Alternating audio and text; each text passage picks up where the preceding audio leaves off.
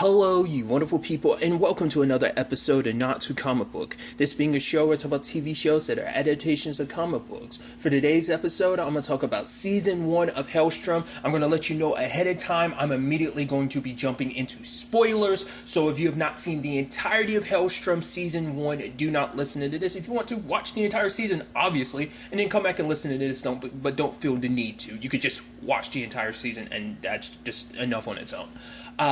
So you have been warned. So in general, how I felt about the season, I thought it was great. It's something I've said when the trailers originally came out.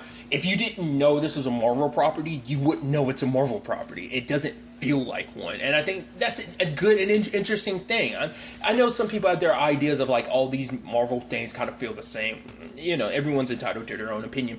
But I said it before, it definitely reminds me of kind of like tone-wise. It feels like Legion meets the Netflix Marvel shows kind of combined together. Because especially in my mind, because I feel like Legion's very like psychological. To me, this show feels like it kind of does a similar thing to Jessica Jones. Because, you know, to me, you know, Jessica Jones tackles trauma. And that's what this does too. Obviously, this puts a more demonic, supernatural spin on it. But it's still there. It's like, you know, how, you know, Damon and Anna in particular have handled their trauma and how it's made them, you know? I think that's kind of interesting. Like I said, you just sprinkle, like it's just like in Jessica Jones, it's like you take a very traumatic situation that happened to her and to many other women with the whole Kilgrave, you know, situation, and you sprinkle like a superhero story around that, kind of a detective noir story almost behind that, like you know, so it's kind of a similar vein in this. You take trauma and you sprinkle a like demonic possession story on top of it. That's how I feel, at the very least. I should also note, I actually really like the like intro, how it's, and I think the show does this creepy thing too, like most of its episodes end in like some like almost like upbeat music, and I think that's supposed to just be like the contrast between like how like dark and twisted the show can be, but like also just kind of, but even the intro kind of has almost like, obviously you take that with the imagery of the opening, it's dark and kind of creepy, you know, because it's like, it's supposed to be like hand drawn like a little kid would, and you know, you see that in like horror movies and stuff like that, and it's just, I think aesthetically it's neat, but combined with the music just takes it up, and I think it's really dope. So God, what else did I want to say? Nevertheless, right, continuing my point of trauma, I think it is interesting when you look at Damon and Anna, because obviously trauma can affect people the same way, especially if it is the same trauma, but even then we break that down, it's like, they didn't go through the exact same thing. I mean, they went through their own hardships, but I think it is that thing of like, I think for Anna, it is this thing of like, obviously she reacts to it and became the person she is because of it, in spite of it. You know, it's like I think a lot of times you'll see her looking at Damon like, you know, because she feels like she was abandoned by her family. It's like, mom didn't come to find me, you didn't. So like it caused this ripple in their relationship. Because sadly, it's like they both went through something terrible and traumatic, and it's like, neither one there's no real processing what you went through, especially when you find out there's more to this. Like, they become more, because of it, they have powers, which we delve into it a little bit obviously this season, kind of understanding what each and every one of them is able to do. Like, straight up, they both have telekinesis. I think that's why they don't necessarily have superhuman strength necessarily. I think there are moments where they hit someone and they go flying. I think that's just them combining that with their telekinesis. That's how I interpret that. But maybe there is some form of human strength aspect to it. But then you also kind of get into the differentials between their abilities, because Damon has the whole power to exorcise demons. What I think is interesting, though, is he can't permanently kill them. I wonder if that's something that eventually pops up in his arsenal. I mean, it's kind of like, because obviously you can draw parallels between this and Ghost Rider, because it's of that same vein of just kind of like, you know, on that more supernatural side, the Marvel universe. But he can, like, the blue flames appear where he'll basically burn out a demon, but he doesn't kill them. Like, he can only send them back to hell, which means, because obviously, what was it, like, Margoth? He's the demon that kept popping up, because, like, Damon can't kill them. He can just send them back to hell. That's about it. Whereas Anna, she kind of has, like, a vision ability where she can touch someone and kind of see things, but also it seems like she does a combination of where she can draw people's pain. So when she touches an object or people, she could kind of like, there's a specific psychic ability, I cannot think of the word off the top of my head, but it's a psychic ability where you get visions from touching things and people. In particular objects. You see an object's history, there's a specific word for that type of psychic ability. So she has that, but it also seems like she has the ability to like drain your life force, which I think is interesting. It does seem like she does have some version of that hellfire ability, like he uses to kind of burn out demons. It seems like she has it to a certain extent too. It just might not be as fully flourished as Damon's is, maybe, but it's there. Obviously, you see later on when they're fixing the knife. But like I said, like it's interesting because both of these siblings, in personality-wise, they're kind of assholes. Especially Damon. Damon's very like sarcastic and mean. Anna can be mean too, but she comes off very cold, like she doesn't care about people. But I think it's just like when you're going through what you're going through, it affects you in such a way that it becomes hard to really connect with people. I think that's what makes the beautiful aspect about her and Chris's relationship. Yes, there's a complicatedness to it, but you do learn later on, because I was like, why does it seem like she does, like, because obviously Damon kept being like, oh, you don't care about anyone, you're as cold as ice, but it's like when it came to Chris, it almost seemed like she was like, don't make me hurt my best friend, but part of me was like, are you just lying to him? But it's like, no, he legitimately is your best friend, not just because of what he does for you. He does what he does for you because he's your best friend, because he's the only person she's close to, next to like Taker, but even that's a very complicated relationship. But it's because we find out, because obviously Anna grew up in a foster care system, and that's going to make, and you know, we kind of hear that like obviously she bounced from house to house just because her circumstances, and obviously no one else could understand what she went through. I mean, obviously Damon suffered the same thing too. People, like we see at one point, kids had mocked him for what he went through. So it's like both went through some stuff that no one could understand. Damon had the benefit of having, you know, Luis, you know, Dr. Hastings, but Anna didn't really have anyone. Caretaker was in and out of her life. So the only other constant in her life was Chris, so I think that's why she kind of latched onto him, because he even talks about later on, like, he found her crying sometimes, and he'd stay with her in whatever place she was until she finished crying, you know? And I think that's why he means so much to her, you know, but it's just like she puts up a wall and she can be very like off-putting towards people. I even thought it was kind of interesting making it, she's very Dexter-like in the sense that she kills serial killers. Not necessarily serial killers, but at least the people we saw her kill in this episode. I mean, this season were, one was a serial killer, then the other was a brother of a serial killer who helped cover up his brother's crime. So I just thought that was interesting. And you kind of break down the whole psychological angle to that. It's because it's like, you're up here killing people, and even Damon kind of questions her, like, you're doing the same shit that Dad does. Like, he almost went as far as comparing, and she was like, oh, whoa, go ahead, finish that. You were going to compare me to Dad. He's like, don't fit. It's like, no, you were. That was your immediate thought. It's like, our dad was a killer. It's like, why wouldn't you want to be as far away from anything that you would think? Because, and that's the thing, because when your parent is a certain thing, like, sometimes a kid, you know, gets fashioned into that. You know, it's kind of like when you've gone through a trauma that was created by a parent, like, you're most likely to replicate that trauma. So it's like her dad was a killer, but it's like for her, in her mind, it's like, I'm killing bad people. Like I said, it's very Dexter-like, because obviously, like, because what he witnesses as a child led to him kind of being psychologically messed up like he is. But I thought that was just such a fascinating aspect, and especially what that means for her storyline-wise when, you know, at one point she was going to kill Chris's boyfriend. I'm blanking on his name right now. But was going to do that because in her mind, it was her, like, self-preserving herself, because it's like, you're an obstacle in my way, because you're about to break this little operation we have down, because that's how they were picking their victims. They were logging in to Chris's boyfriend's, like, as a police officer, they were logging into his files and stuff like that, but he didn't caught on to them, because it's like, oh, I'm logged in at work and here, because they usually were so careful, but obviously at that time, Anna was just kind of spiraling. She needed to get that hit, but for him, it's like, in the beginning, it was all about justice, because it sounds like one of the people she killed in the past might have been like a foster parent, like, that person was evil, so I'm down with that. I'm down for getting justice, but this, just so you can get your rocks off, no. He's like, I won't support that. But at one point she's hugging home dude and she was draining him, but then she remembered this is what her dad wanted, because at one point in time he put that knife in her hand and he wanted her to kill someone and she didn't want to do that, you know. So it's like, my dad wanted me to kill her, so she's like, I'm not going to give him the satisfaction. She's like, I almost crossed that line.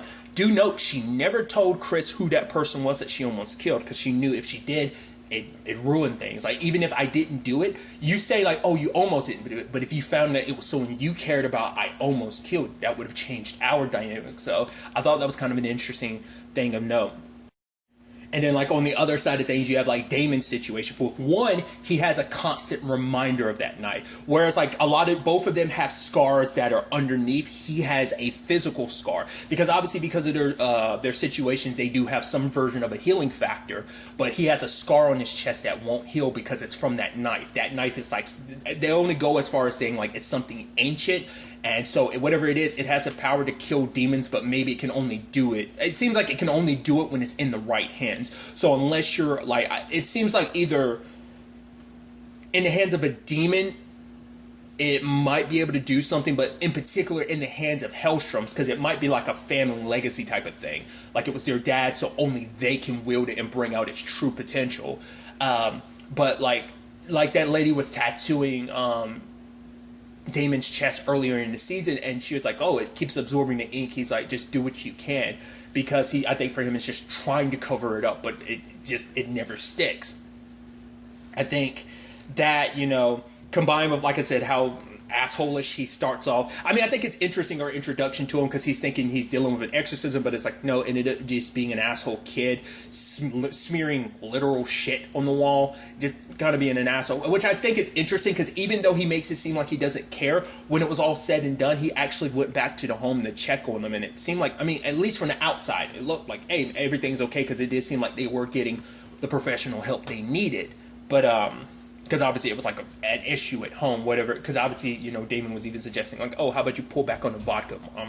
So maybe the kid was acting out for attention or whatever. But, I mean, it could have been obviously a lot more going on at home. But I think Damon came back and checked because of his own circumstances as well. Like, I think he cares a lot more about people than he's will. But I think, much like Anna, he still kind of keeps a distance. So that's why he kind of keeps that whole, like, assholeness. Like, he's super sarcastic and, well, you know, asshole-ish because of that. And I think that on top of, like I said, he has Hastings, he has Louise to kind of keep him in line, because when he's out of line, he's like, and she corrects him and he's like, yes, ma'am. Like, because she is the closest thing he's had to a mother the past 20 years because of his mom's circumstances of being possessed by what we thought was Cathara.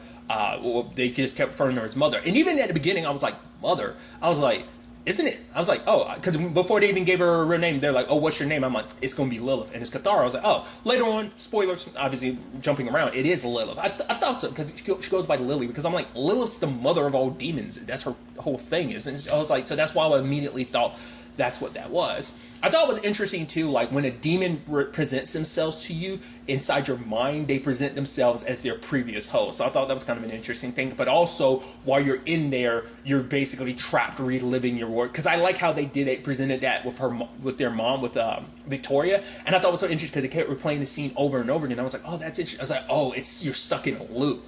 But then it changed, and I was like, oh, what the hell is that? But it's like, it was just Cathara, Lilith messing with her, like trying to let her guard down because of the whole keeper situation.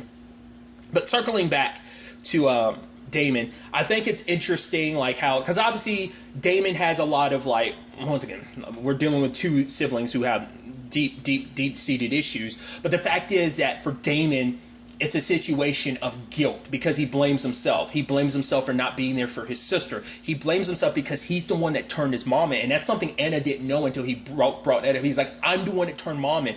Because he was a 12-year-old kid. He was scared. He didn't know what was going on. He didn't know all this, like, demonic stuff was going on. He just thought, like, my dad is crazy. He hurts people. Like, he hurt me. He took my sister. My mom's not acting right. He didn't know she was possessed. Like, all he knew was she wasn't right. And because of that, he blames himself. That's why, like, whereas Anna wants to keep her distance because she blames her mom because it's like, you didn't come save me. You stayed with a monster like Dad. I don't understand that. And so it's a lot easier, and it ends up being a conversation later on. It's a lot easier to stay away from confronting something painful rather than confronting it, you know? and so that's why she's always kept her distance. But Damon stayed by because it's his own way. In his own mind, it's like, this is my redemption. I have to stay by mom. I have to do whatever I can to save her because I put her in this position. I failed her. I failed Anna. He feels like he failed everyone, and he takes that blame on himself. And I think it's interesting when you add in a character like Gabriella, who kind of is able to see Damon in a way that he's not willing to see himself. Because obviously at first she has issues with him, but kind of learning their story and understanding where they came from, understanding what Damon went through, made her kind of get a little more insight into him, and especially what he's trying to do for people, you know. Because obviously there's that dude they were helping, like the demon, you know, this is where Maggoth had first like popped up, and he was possessing that guy who was near death. The demon's the only thing keeping him alive. The moment you remove the demon, the human host dies. Like, it's if the human host is in a position where they won't survive, you know.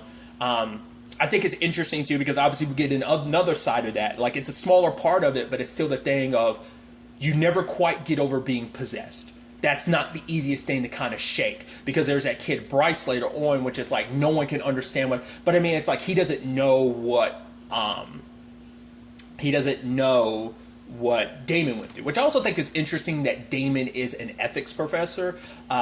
Kind of interesting, like, considering your circumstances, that you would go down a route. I mean, like I said, everyone kind of handles things in their own way. Maybe it's just, you know, maybe because of his circumstances, he needed something grounded as, you know, something like ethics and morals, you know, to kind of, you know, deal with everything, you know, process everything, much like Anna found her outlet to kind of, you know, process everything.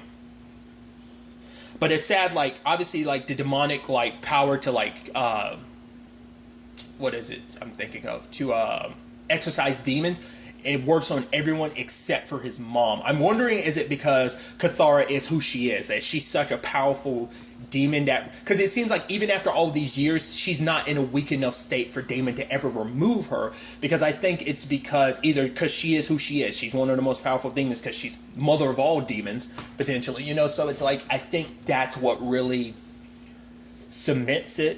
Well, because they don't make it seem like she is mother of all demons. They make it seem like she's mother of specific demons, you know? So that's what I'm curious, because, like, obviously, like, you know, this mythology obviously changes from, you know, well, you know, I'm sure it changes from, like, the Bible to different things that adapt, you know, this theological angle. Like, I'm sure, like, it all changes depending on the adaptations and stuff like that. But I think that...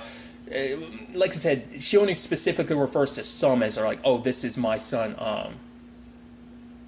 Basar, for example. Like, that's, you know, which obviously we also do that supernatural thing, and maybe this has always been the thing. Once again, not well versed in the Bible, but or in most religious stuff. But the fact of the matter is, obviously, because even Gabrielle was like, wait, demons weren't humans. Like, yeah, they were, until, like, some shit went down and made them into what they are. Because Basar was killed by maybe this was at a time when he was possessing a different human's body, but he died, and at one point his mom was like, some people came together and killed him because he was different. You know, that's where her pain is as a mother. That's why she resents humans so much, because you want to act like humans are better, like demons are the monsters. It's like, you started this war. You came after us because we were different. But don't worry, my son came back to that village and he massacred everyone. It's kind of what she said. So it's almost like, there was justice in a sense, but it's still... So it made it sound like at that time he was already a demon and he had just possessed a body. They killed that particular body. He came and repossessed a different body and just killed everybody. So... I also thought it was neat, kind of circling back to Gabriella really quickly. I think it's really neat how she represents that character that's coming into this. You know, obviously a story needs a character who kind of represents you not coming into this world not knowing anything. And obviously she came from the Vatican, literally told her to come check this out, because obviously they are aware of Damon and Anna, but it's like all about the man who has demonic powers, whether that's real or not. And obviously, like, because it's and I think it's interesting with Gabriella's story, not only just being the outsider brought into this whole thing, but obviously she's meant to report on everything, but it's also like she finds out that groups like the Blood exist. Obviously, they're this ancient organization that's kind of separated themselves from the church. They're kind of tied to the church, at least members of the church. But even Hastings and Damon are kind of separate, and like I guess the church is aware of their existence, but let them kind of just do their own thing. Because we never really, because obviously we see at one point in time she is a nun, but we never really get to the ins and outs. Well, I think Hastings talks about it a little bit about her kind of pulling away from it, but obviously we do see in the past, like when it comes to like a young Damon and a young Anna, that she is wearing, a habit. She is, wearing a nun's habit. So it's like she was a sister at one point in time. She was a nun, but she walked away. It's still there, but it's like they're kind of doing their own thing. It's like I guess the Vatican leaves us alone to do our own thing because, but they're still aware, curious, and because they're aware, because like these are the Helstrom kids. Like everyone knows, the blood is aware of them, but because of Hastings and Caretaker, it's like because we did this agreement to keep them separate from each other and keep an eye on them, none of the organizations ever bothering with them until now, because everything came to a head obviously this season, hence the story and everything. But going back to what I was talking about too, Gabriella's faith is challenged because everything she believed in, like how an exorcism would work, all the like religious stuff that they're taught to battle demons, it doesn't work. So it's like everything that you believed in kind of turned out not to be true, because obviously you meet Damon, who's half human, half demon. You meet his sister, who's half human, half demon, and they're not kind of what you expect them to be. That there's a lot more to them, because obviously you've witnessed evil, but at the same time she's witnessed the good side of someone that is claimed to be evil, especially later on, because like I said, she saw like the other side of like how the blood handles things. So it's not like because even Damon kind of brings that up about just how the church handles stuff, because later on when the blood tries to kill Damon, she blames herself because she was reporting to that specific father who ended up reporting to the blood because he has connections to the blood, and it's like she's like, it's my fault. He's like, don't blame yourself. It's like, you shouldn't put your trust in men. And he was like, and she was like, I put my trust in you. And he was like, there's plenty of stuff that suggests that that's the wrong thing to do too, I'm also curious, because it was kind of flying in the back of my head right now. I'm curious whether, because Mother made that remark about her being the one that gave Hastings the cancer. I kind of feel like it, because at moments, like when Hastings was like starting to cough up, like Cathara was like tapping her fingers. That's why I'm like, was she the one that actually gave her cancer? Because it's like, was she saying that just to BS her, or was that actually true to that? I don't know. I'm curious. But obviously that being a thing too, because like obviously this fight cost you so much. So her getting cancer, it also like there's a back and forth of like the complicated relationship. For one, she has with Anna, because Anna's like, oh, how's Damon going to react when he finds out you had the choice to take both of us, but you split us up? And then later on, like obviously it came up because the lady who's running the blood, Esther, ended up revealing to him like, oh, that's what happened. And I didn't expect this from Louise, but Louise actually told the truth. She's like, actually, the reason why I didn't take Anna in is because honestly, I didn't think I could do it. Plus, she scared me. She still does. I was like, that's so interesting, because she was like, at the time, Damon was it was like 2 months and he was still having like night terrors and stuff like that, but he was starting to get better, and she figured being around Anna would regress that. So that's what made them decide to make that choice, because it's like, all the tests they were running on Anna just showed that obviously like psychologically she was in a really bad place, because obviously she went through something like, it's not a trauma awful like, oh, who went through something more traumatic, but the argument could be, I think the argument isn't just an argument. It's clear that obviously she went through even more than Damon did, just because she was on the road with her dad when he was killing people, and just the toll that took on her, especially because you get into that whole Zoe thing, which I thought was kind of interesting. How, at first she meets, and obviously Anna like knows exactly, like the moment Zoe starts telling the story, she's like, no, I know exactly what, that woman didn't survive. Dad, no one survived Dad. That woman was burned alive. I don't know who this lady is, but she's lying. Who's here? And then we find out like they're twins. And it's like that other twin wanted to get revenge for her sister. What Zoe kind of was like, I want it to end. Like, my sister thinks she's protecting me, but basically she's killing me in her own way, kind of hiding me away from the world. Just, I'm living in this trauma, and obviously, like, because there's this aspect of Anna being the bait. Anna was there like, oh, I lost my dad, can you help me? And Zoe did, and ended up, becoming a potential victim for it. And it's like, it's not, but Anna carries that guilt as well. It's like, it's my fault. Like, I mean, who's to say she's the only person that Anna ever led to their dad? Like, that's the one we dealt with this season, but who's to say there weren't others that Anna did the same thing towards? Maybe that was the only instance of it. But, it's kind of sad how that ended up playing out, because I mean, her Zoe's twin trying to get revenge for her, it ultimately ended up with her getting devoured. Which I also thought was kind of an interesting thing with that whole, obviously we later on find out it's bizarre, but obviously the entire time we've been thinking like that demon in particular is actually their dad. And I thought that was so interesting the way they set that up with the whole like, oh, we got to get the Keeper Skull, we got to kill this thing. But the moment they do, it's just like, wait, what? Like the whole reveal where it's like they put all their effort into believing that this was their dad. We got this one shot to take him down, dad, but it wasn't their dad. And even Damon being like, you were played. The fact is that they knew that if you thought it was dad, you'd be so triggered, that you'd be so caught up on it that you wouldn't, it's all you focus on. And it did take her focus, because she thought like, hey, that's dad, there's no doubt about it. She hoped that they had killed him when they like shoved it, and that was brutal when they shoved the skull in his stomach mouth. It kind of reminds me of there's a demon in Devil May Cry 5. I'm blanking on its name. Is it Goliath? Is that the thing's name? It's the first demon you fight. It's got the stomach. It's the first technical boss of the game, but it's like the thing with the, like, it reminds me of that a little bit, with like the mouth and stuff like that. But just it devouring people like that is gnarly. But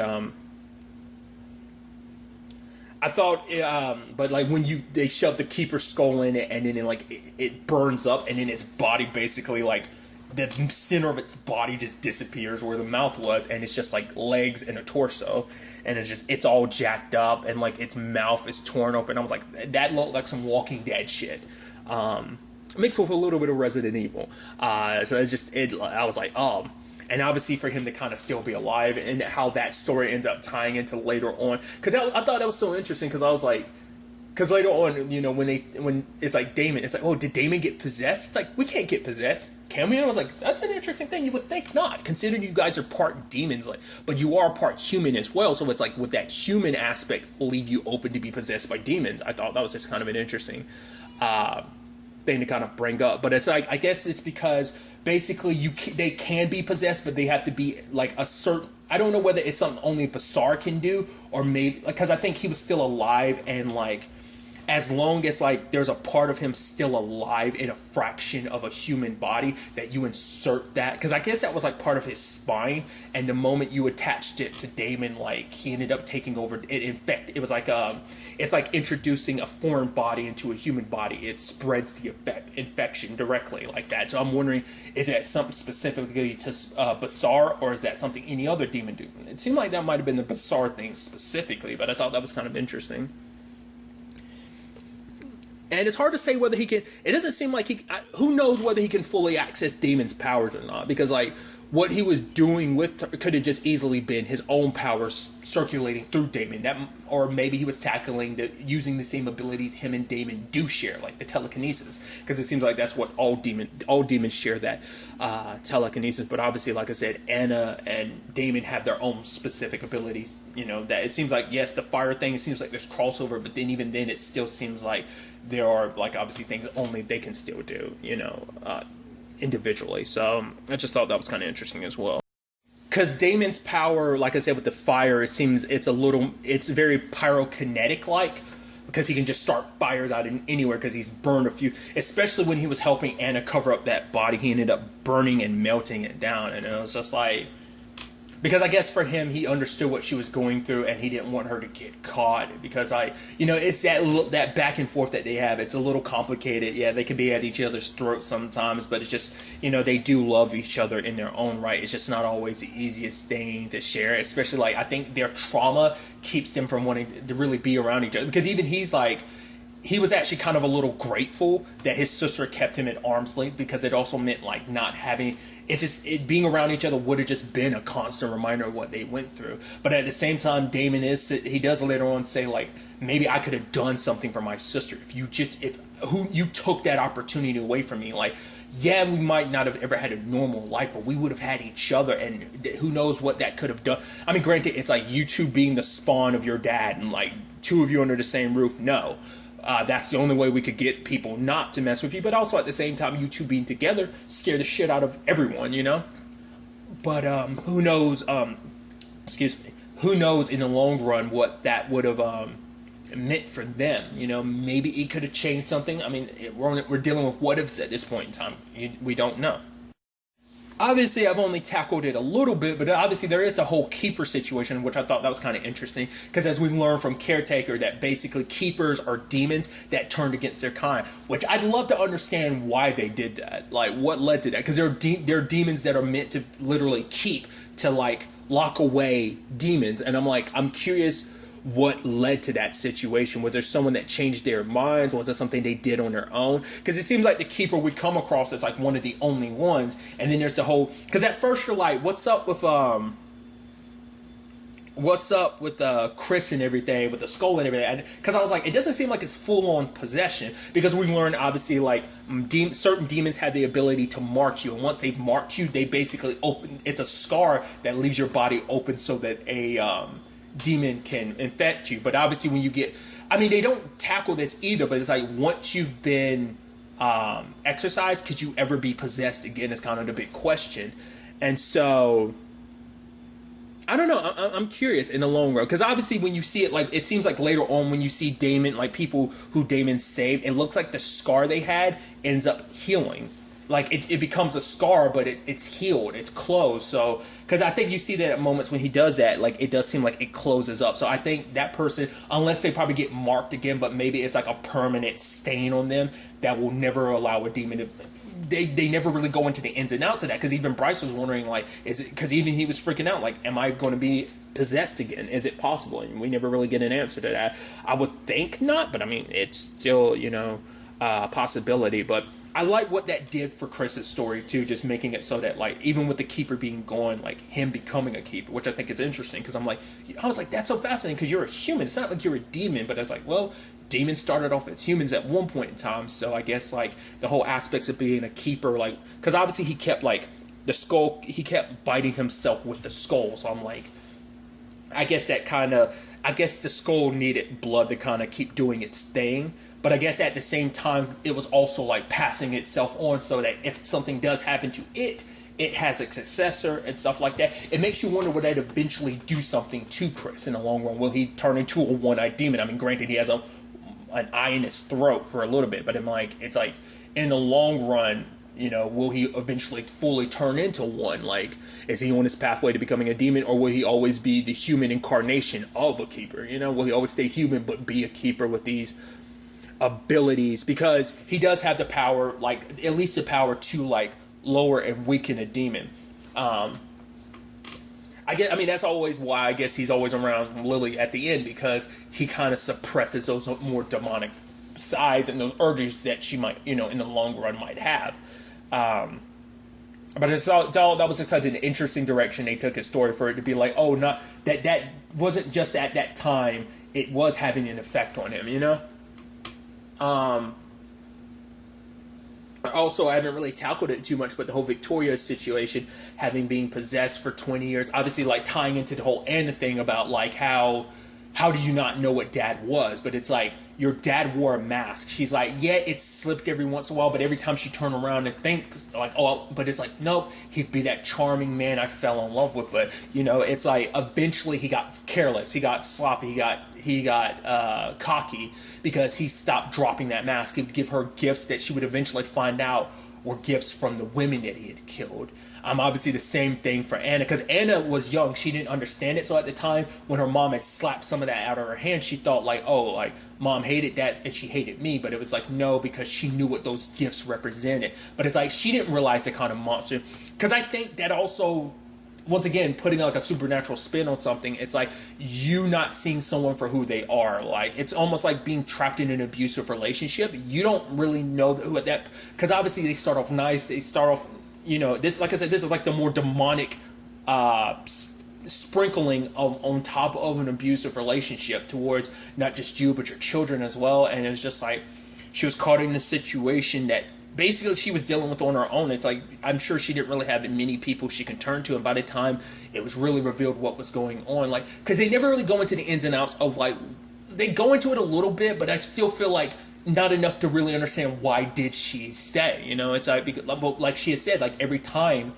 he put on that face, like anytime it's, because in her mind it's like, oh, all the trips he's going on, she thought that was him having an affair, but obviously it was him going on murder trips. And then eventually he brings Anna along, because that's what I think the whole thing's kind of like, oh, a daddy's little girl type of situation, where it's like him and as well as other people kind of saw, I guess, Anna as the next potential, like, because she was on the road with him, he was forging them into being that. But even Damon talks about it, like their dad left a piece of the knife with them, so maybe the whole point was eventually for that knife to get, maybe it was always meant to be that it meant to be something that both of them end up, inheriting. But when it comes to Victoria, I think it is interesting how they balance that whole thing with Cathara, or rather Lilith, both of them being mothers, because Cathara is like, I'm a mother, I want to get back to my children, much like you want to get back to yours. And obviously it's sad because, like, obviously Victoria has been trapped in this hell for the past 20 years. It's like, you've taken my body, you've taken away, my ability to spend this time with my children. And obviously those slight moments of lucidity that, like, she's able to kind of escape Cathara, or rather Lilith's grasp, and kind of be herself, even when, like, she had the Keeper skull around her. And that allowed some healing between her and Anna, because Anna had kept her distance, but when the time came and her mom had slipped out, like at the end when she was trying to kill Cathara, it's like she couldn't. Because Chris had pointed it out to her, it's like, you can pretend like you don't, but I remember, like I brought up earlier, you would cry. You missed her, whether you admit it or not. And it finally clicks in her, like, yeah, I did miss mom.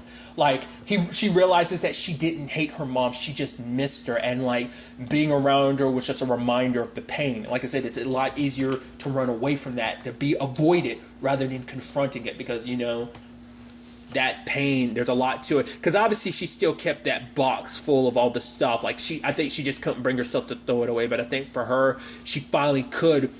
She herself says, I think she says she had an epiphany, like after almost killing Chris's boyfriend. I think it solidified, like, what her dad wanted her to be, and like, no, I'm not going to be that.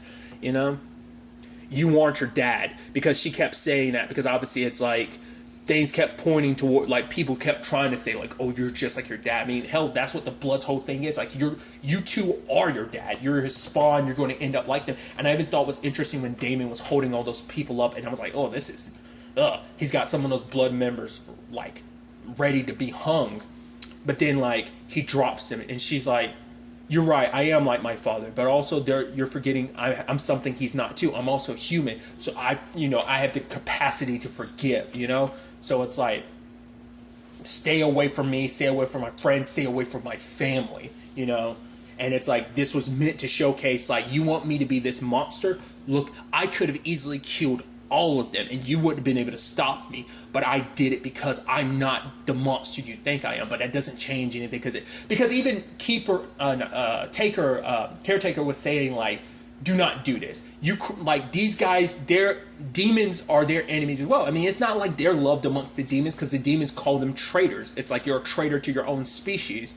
It's even sad because there was that dude who had possessed that guy's body, and just to spite Damon, so that Damon wouldn't send him back to hell, dude broke the guy's, went full exorcist and twisted his neck and killed him, because killing the host kills the demon inside as well. But it's like, just so you're not able to save this human, middle fingers to you, because we'll win this war in the end. You might have lost this battle, but we'll win the war in the long run. Because even circling back what I was saying though, Caretaker was like, you can't don't turn these potential allies of Damon and Anna into enemies, because you're just going to cause a lot more issues. And it's like, you do. like, these are your greatest assets of fighting demons, but they won't accept it because it's like, you are part demon. Your father was the most evil of all evil. Particularly, the blood has been tracking them for a long time, because as we find out, like, each and every one of them, at least from what we've seen, they make it seem like him specifically, it's what this group came together for. I mean, to be fair, it's like it's a family, it's a not a family tradition, but it's a long running group that's existed for a very, very long time, probably a long time alongside the church. But basically, at least when it comes to Caretaker, he has direct ties to Anna and Damon's dad, because he killed their family because his brother was possessed, like, in particular, the same, what was it? I think it was like the same markings or whatever, the same mark that he made, or rather, like, how their father handled his kills or whatever was like the same thing. So I forgot what it was exactly. I'm butchering it. I do apologize. But, like, there were direct ties, correlations between what their dad did and what happened to, Caretaker's family, especially because he had his own dreams. He kind of wanted to see the world, so he didn't take over the family business. When he comes back to his family after everything, they were gone, So I think he has his own regrets in the long run about how things are. I mean, same thing. That's everyone's thing in this, having those regrets. Whether it be, Hastings has her own regrets because obviously, like, this battle took its toll, and as she said, she's just tired of being tired. Kind of doing so much for other people, not leaving enough for herself. And obviously, like, her and, Caretaker, Henry, Luis and Henry have a history, and obviously we see bits of that kind of budding over the course of the season, but it's like rekindling something that was already there.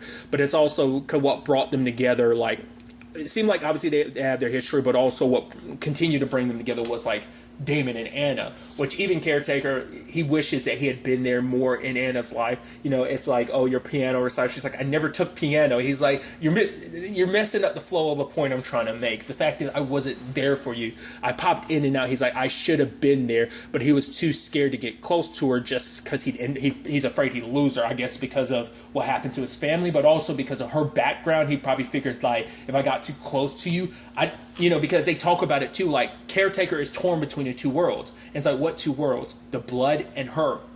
His obligation to the blood and what they fight for and what it represents, because his reason for being a part of this is what happened to his family. But also he cares so much about Anna, he's always there checking in on her. That was kind of the whole point, but he also kept her at a distance, and he wishes he had taken time to really embrace her. Things could have been different. We don't really know the ins and outs, but when, like, Anna turned against her dad, he buried her, which kind of explains the nightmare she has earlier in the season. She's coughing up dirt, buried under dirt. We kind of understood that. It was actually Caretaker that dug her out. Like, I guess because he had kept an eye on her, like he was trying to find her that entire time. Well, this is actually beforehand, because it's most likely because the blood was chasing after him. Obviously, they've been coming after him for a long time. That Caretaker found her along the way and ended up taking her, and then eventually did the whole thing of popping in and checking in on her throughout the course of her life. Then there's also, like, that complicated thing of mother possessing Gabriella. I figured, like, the moment she was like, oh, I have another host in mind, I was like, it was Gabriella. But that's what kind of kept confusing me. I was like, where's the scar? Because I feel like Damon would have seen it, especially when they were about to do their thing. I was like, the moment she strip off those clothes, you're going to find out, like, those scars. But I was like, where is it? And it's like, it's in her hair. So it's like, oh, I was like, that's actually a pretty, because it was like when her hair is parted, like, it's there. I just thought that was so interesting, because I was like, where would it be hidden on her body? And it's like, and I was like, at what point? Because I was like, we haven't really seen her touched by any demons. So I was like, so at what? Because I was like, bouncing back and forth between Luis and her, but if anything, I mean, I was like, well, to be fair, Luis has cancer, so it can't be her. So I was like, it had to be Gabriella, just because of what it. I just thought that was interesting too, considering she wasn't in Gabriella's body that long. I thought she would have actually been in a lot longer, but, like, the whole plan was to actually get her impregnated, which is twisted in a way in many different regards, because Gabriella was possessed by Mother, who was banging Damon, who was possessed by Basar, so she was banging her son to do that, weirdly enough. But also, and I thought it was this moment, especially Gabriella has later on, where it's like, you took what was supposed to be a moment between me and Damon, and it's kind of been ruined because of that. It was going to be a moment between them, because even when she was like, yeah, I'm not a nun yet, because even I was like, yo, a half demon, half human, and a nun have sex.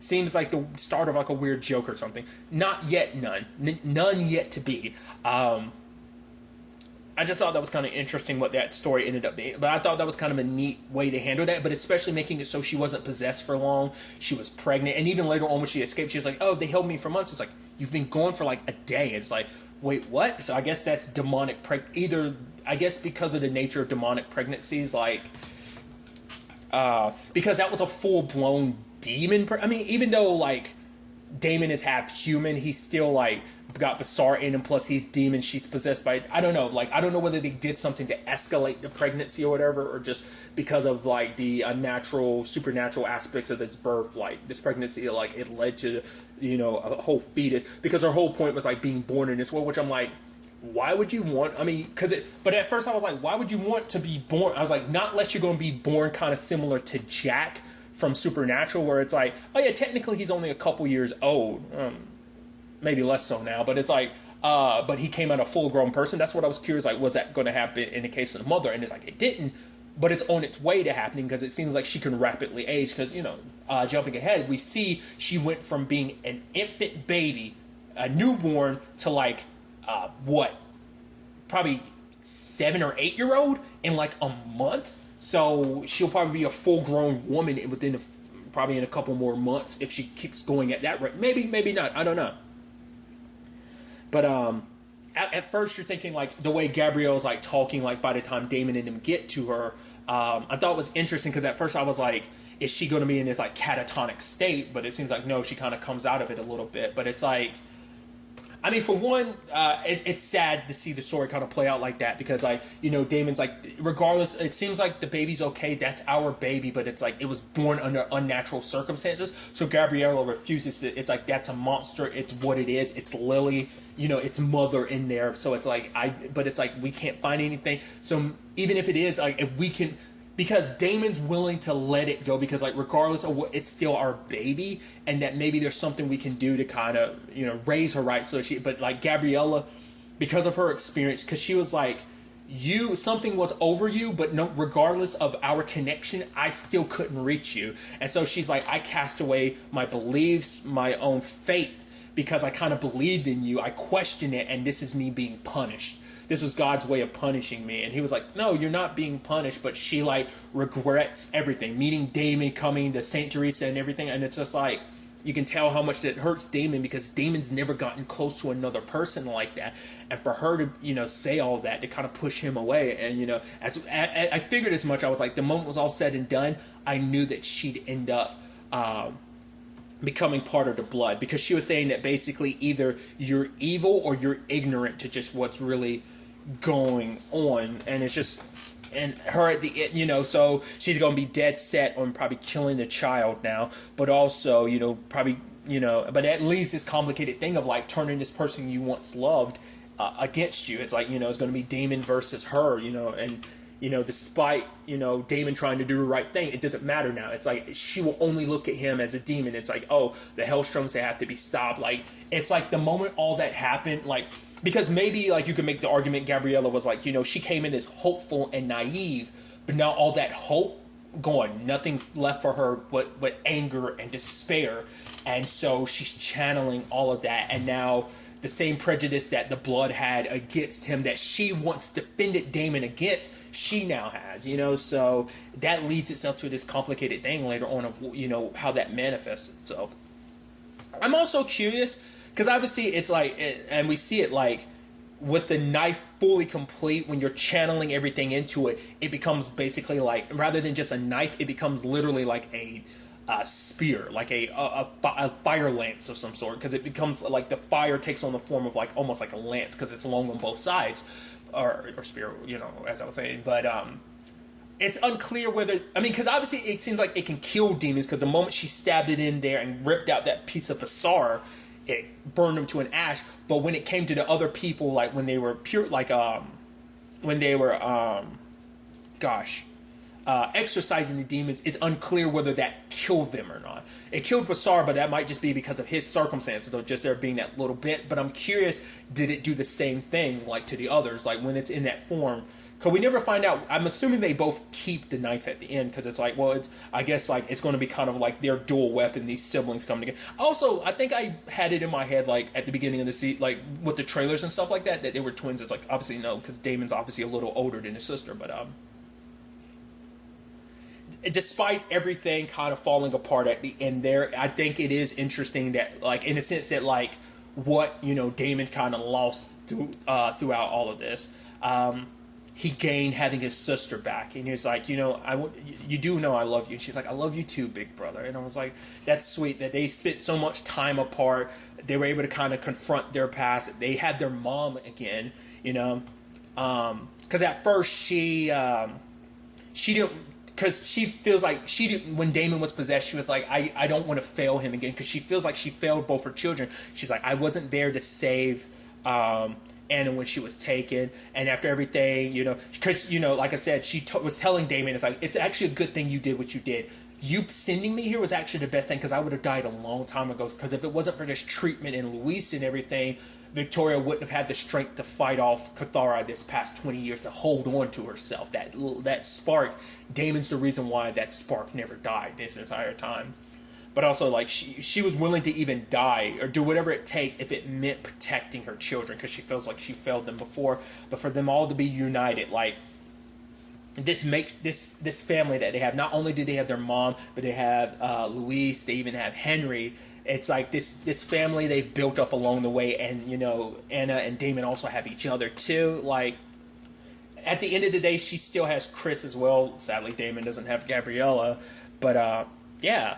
But then at the end, we see that the baby's missing. That's when I was curious, like, did Chris come back to take it? And so was he, like, on the run with Lilith the entire time? So was that them, maybe they've been spending the past month trying to find him. But as we see at the end, their dad has come back. He's played by the actor, is Mitch, but I always forget his name. It's interesting because obviously this past season he was on Supergirl, so it's interesting seeing him cross over DC to Marvel. But obviously he's been in... God, what was it? He's actually, because I referenced Supernatural, he was actually in Supernatural. He played their grandfather, Sam and Dean's grandfather. But also he was X-Files is kind of one of the other things you kind of best know him for. But it seems like that's their dad, and he came to get Lilith because I guess she's also. It's like, oh, let's go see your brother and sister, because I guess that's because Lilith is the depth, because that's also what I was curious about too. Is like, he's not just like, because the whole thing was like, obviously they have their powers, so their dad was a demon before him, but it's like he's not just any demon. They never specify, but I'm like, I think he's the Marvel universe's, because he's supposed to, because Damien's dad, based on what I've heard from people prior to the show, had said about his dad, is like his dad's Satan. So it's like his dad's this universe's version of Satan, or Lucifer. So that's him, and Lilith is his child. And it's like, I guess making, Lilith like their older sibling. So it's like, oh, I mean, even though she's in a younger body now, but it's like, oh yeah, let's go see your sibling. And he's nearby, and he's just, I guess, because we see that Anna, I mean, it makes sense in the grand scheme of things, because Anna has this ability to the same extent where she can drain life, as I said beforehand. Granted, like, she just touches people to do it, but obviously, like, we see earlier on, like, she's walking by a whole bunch of flowers, like, earlier in the season, and they all die. We see a manifestation of that with her dad, so, like, that ability seems closer to her dad, but it might be a thing of, like, some of those abilities are split. Like, her having that innate ability is something she got from her dad. The fire thing might be something unique that Damon got from his dad. Like I said, it manifests itself. They both have that fire. It's just that hellfire. It just manifests itself a little differently. But so a full-blown family reunion. So I guess their dad is. All this isn't just probably Lilith's plan. This whole thing was probably their dad's plan the entire time. It's kind of what it's set up to be. So that was kind of interesting. And I think Chris, even as a keeper, he's like, you can't touch me, because, like, I guess, but I don't think Chris was a powerful, because it's like, oh, I can't touch you, but I can touch everyone else around you. And, not much, I guess, Chris could necessarily do against that, or he's just going to kill more people. Granted, he's walking away killing people easily. It's almost like a poisonous miasma. So I thought that was kind of, an interesting aspect to, kind of end the season off on just kind of a glum note, kind of a little bit around, like, it's a little silver lining-ish. There is optimism to it, but there's also just kind of like, oh, obviously setting up a potential second season, which I haven't looked that up yet. I will in a second. I am curious, is this getting a second season? Because obviously you're going into this knowing like this is supposed to be a remnant of like previous Marvel TV. Obviously Marvel TV's taking on a new form going forward, but it's just like, this seems like it was supposed to be like a one-off, and I'm curious whether it's going to stay that way. I hope not, because I really dug this, and I'd love to see what they do with the second season, especially introducing their dad, the whole baby Lilith situation. It's like, yeah, that's Damon's kid, it's Gabriella's kid. It's like, regardless of everything, that's still your child. Damon might try, he spent so long trying to save his mom, maybe he'll try to do the same thing for Lily. I mean, it's like, well, that's also going to be your child slash sister, which is going to be a whole weird thing. But obviously you're going to have Gabriella in the blood, going at you. And obviously, Henry's part of the blood, but it's like, he's pulling more away from that, but he still has his own allegiances and stuff like that, especially because this fight is personal because he lost his family to their dad. So, what other role Chris is going to play, especially if Chris is the one that took the child in the first place. It's like, it's your fault. You should have never done that. Like I said, we saw the empty crypt, so I'm assuming that's what that means, or maybe that was supposed to represent something else. Just the fact is we skipped that month later and he's got her, I'm curious in the long run to see kind of where, like I said, where all this would potentially take us in a second season.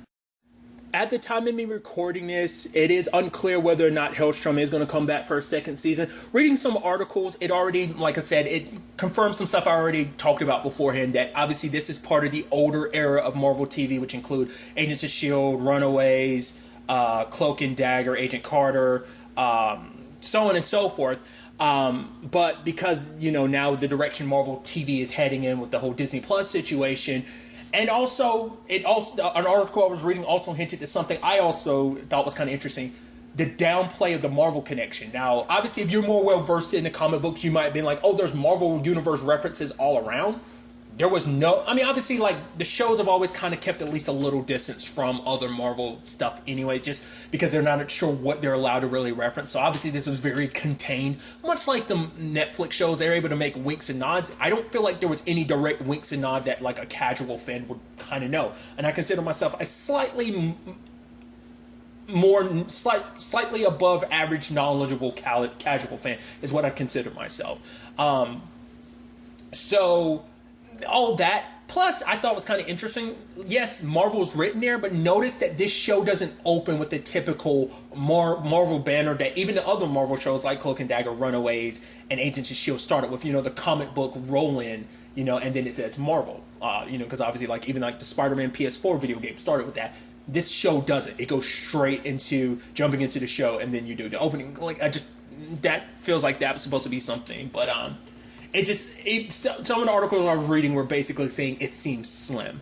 I hope that they still change their mind. It doesn't, because you could still just, I think, because they want everything under the same banner. And like I said, this was the old era of Marvel TV. So this getting a second season, super unlikely. It seems less and less because of just where Marvel TV is. I'd still like it to go on, but that's the problem. Even if it does go on, it's always going to be that other thing, Because obviously there was supposed to be a Ghost Rider TV show, but that got canned. And obviously there was never a clear answer to why. Some people are speculating because they wanted to bring that into the MCU. So, because there was other things that were supposed to be coming to Hulu as well. There's like the MODOK thing, which obviously, like, I think got premiered at, like, there was some stuff shown of it at New York Comic Con, which I haven't seen yet. It's an animated series. There was also supposed to be that Howard the Duck animated series, but that, much like the Ghost Rider thing, got canned as well. So I'm like, it just seems unlikely. But I wish, because obviously Hulu allows, the Marvel Universe to do darker stories, much like, the counter to the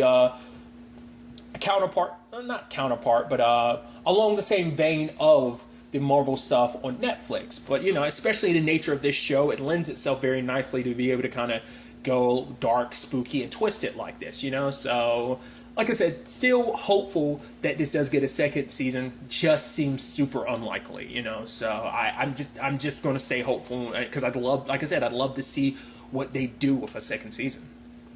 But really, that's all I want to talk about. So the next time we meet, be happy, be safe, live life to the fullest, and enjoy it. Good day and goodbye. Bye.